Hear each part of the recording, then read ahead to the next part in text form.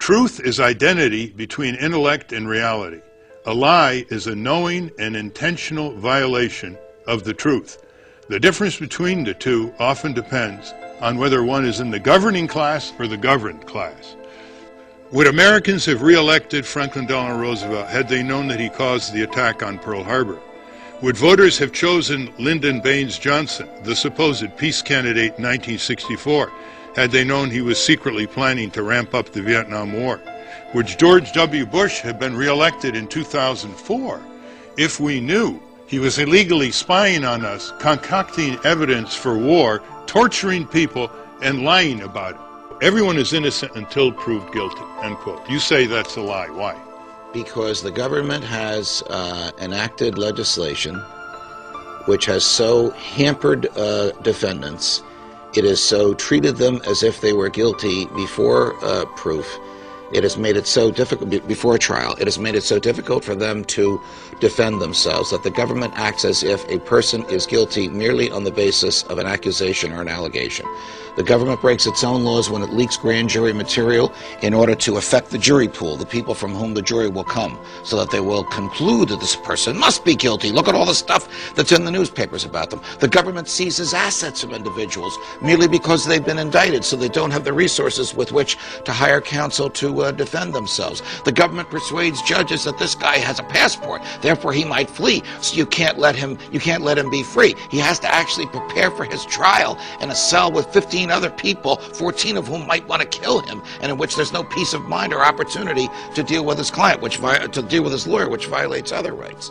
The seizure of property, post-indictment and pre-conviction, is one of the great modern travesties of our criminal justice system, because the standard of proof for seizure is less than proof beyond a reasonable doubt.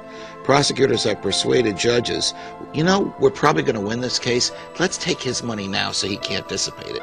Then he has to have a public defender instead of Ralph Nader or some really great lawyer to defend him. What about the more serious violations of habeas corpus? You know, after 9/11, Bush rounded up thousands of Americans, many of them Muslim Americans, Arab Americans, and they were thrown in jail without charges. They didn't have lawyers. Some of them were pretty mistreated in New York City. And they were all released eventually. Correct. What is that what you mean also about throwing people in jail without charges, violating habeas corpus? That is so obviously a violation of the natural law, the natural right to be brought before a neutral arbiter within moments of the government taking your freedom away from you. And the Constitution itself, as the Supreme Court in the Boumediene case pretty much said, wherever the government goes, the Constitution goes with it, and wherever the Constitution goes are the rights that the Constitution has to guarantee, and habeas corpus cannot be suspended by the president ever. It can only be suspended by the Congress in times of rebellion, which In re Milligan says, meaning rebellion of such magnitude that judges can't get into their courthouses. That has not happened in American history. So what President Bush did with the suspension of habeas corpus, with the whole concept of Guantanamo Bay, with the whole idea that he could avoid and evade federal laws, treaties, federal judges, and the Constitution, was blatantly unconstitutional and in some cases criminal. What's the sanction for President Bush? Unfortunately, there has been no sanction except what history will say about them. What should be the sanction? They should have been indicted. They absolutely should have been indicted for torturing, for spying, for arresting without warrant. I'd like to say they should be indicted for lying, but believe it or not, unless you're under oath, lying is not a crime, at least not an indictable crime. It's a moral crime. So you think George W. Bush and Dick Cheney should, even though they've left office, they haven't escaped the criminal laws, they should be indicted and prosecuted? The evidence in this book and in others, our colleague, the great Vincent Bugliosi, has amassed an incredible amount of evidence. The purpose of this book was not to amass that evidence, but I do discuss it. Is overwhelming when you compare it to the level of evidence required for a normal indictment. That George W. Bush, as president, and Dick Cheney, as vice president, participated in criminal conspiracies to violate the federal law and the guaranteed civil liberties of hundreds, maybe thousands of human beings. Is Obama still supervising torture? As far as I know, yes. As far as I know, people are still undergoing rendition. We still have some of these black prisons, they call them, I don't know why that phrase is, but the intelligence community refers to it because they like to deny that it exists, like a black hole. And we still have people in Guantanamo Bay who are being kept without charge, without trial, and the president still claims the power to lock people up and throw away the key. Recently, this president claimed the power through his then Director of National Intelligence, Admiral Blair, who has since resigned, though I'm not sure he's left office yet, to kill Americans on foreign soil if the president thinks that they are engaged in acts of terrorism. That would be murder.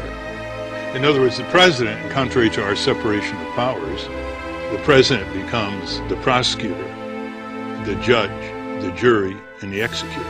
In his own mind, yes. And what torments me, Ralph, is that there was no outrage when Admiral Blair said that. I don't know if President Bush did that, and I don't hold water for President Bush, but if he had said that, or if Admiral Hayden, President Bush's Director of National Security, had said that while President Bush was in office, our friends in the media would have gone over the top about it, and rightly so. Why did they not do so when President Obama's Director of National Security said that? Why do we believe that as we're sitting in a comfortable studio in Washington, D.C., somebody not far from here is pressing a button on a computer which dispatches a plastic drone to somewhere in Pakistan to kill an American? If the government believes an American committed a crime, arrest him, indict him, and follow due process. That's what the Constitution says. Well, lie number 15 is we don't torture, which we've been talking about. And at the beginning, you say, on June 26, 2003, President George W. Bush asserted, quote, the United States is committed to a worldwide elimination of torture, and we're leading this fight by example, end quote. You continue, no surprise here, President Bush lied. The United States of America is not committed to the worldwide elimination of torture. Rather, under Bush, it supported, facilitated, and directly engaged in torture. The United States has tortured people and will continue to torture so long as Americans overlook and excuse the crimes committed by our government and as long as Americans accept government deception on torture. Now, you say that torture violates U.S. law, like the War Crimes Act of 1996, which was passed under Clinton. It violates the U.S. Army Manual. It violates the U.S. Constitution. It violates the Geneva Convention. Where are the 1 million lawyers in this country, only a tiny number of which, including you, have spoken out? Aren't they supposed to be the sentinels for the rule of law, for probable cause, for due process? They are. How do you explain that? Lawyers should be shouting from the rooftops. They should be filing lawsuit after lawsuit. They should be seeking indictment after indictment. If there's any line that can be drawn in the sand, it is that we don't torture. I believe it doesn't work. There's a lot of evidence in there that it doesn't work. Even if it does work, it is the most contrary thing to our values and our standards one can imagine. We simply don't do it. In this, I argue that George Bush made arguments that he didn't do it, but in fact did. And I quote a Deputy Assistant Secretary of Defense, Susan Crawford, who simply said, we tortured. We did, no matter what the president said. That's right. It's right on the evidence is overwhelming. Now Federal Judge Bybee, when he was Assistant Attorney General Bybee, wrote a horrific memorandum to the president telling him what he could get away with and what he couldn't. In the memorandum itself, he contradicts himself and admits that these techniques are a near occasion of death, which is one of the definitions of an act of torture. Would you prosecute him, and would you prosecute John Yoo, who was his collaborator in the memos, the notorious memos justifying these war crimes? Without question, I would. Unfortunately, the Justice Department, the present Justice Department, President Obama's Justice Department, has just issued some sort of a whitewash that these guys were just lawyers giving advice. There's a certain point beyond which a lawyer knows she or he cannot go when giving advice, especially when the entity to which you're giving advice has all the power and might of the President of the United States. They advised him to commit crimes. That advice is criminal. And you say in your book, Mr. President and Attorney General Holder, what are you waiting for? And you're referring to President Obama. I am, and I would ask him that if I had the opportunity.